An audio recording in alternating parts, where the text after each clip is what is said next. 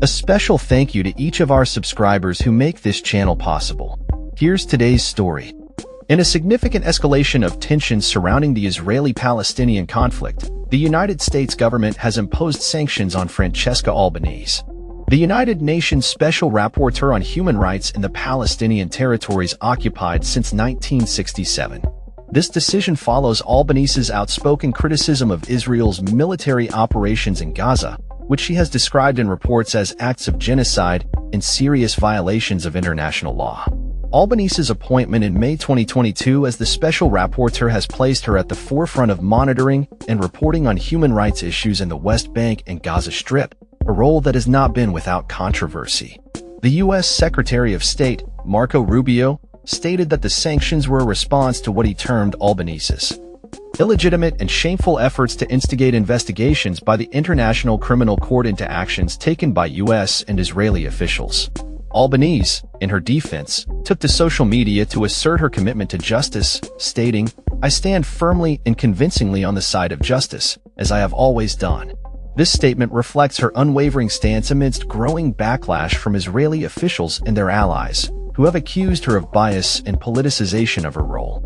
The sanctions prevent U.S. nationals and companies from engaging in any business dealings with Albanese, further complicating her position within the UN framework.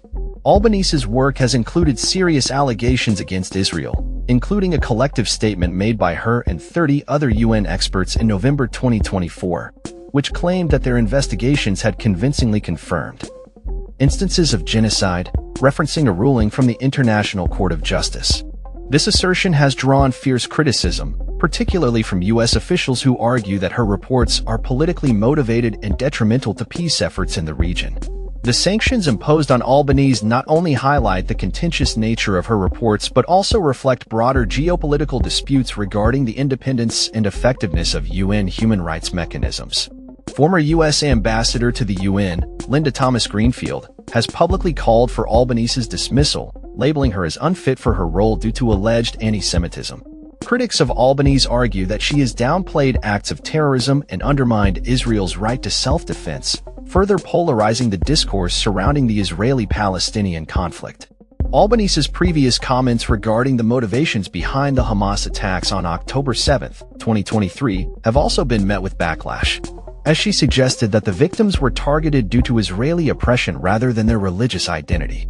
This latest move by the U.S. to sanction a UN human rights official marks a troubling trend in international relations, particularly as it pertains to accountability for human rights violations in conflict zones.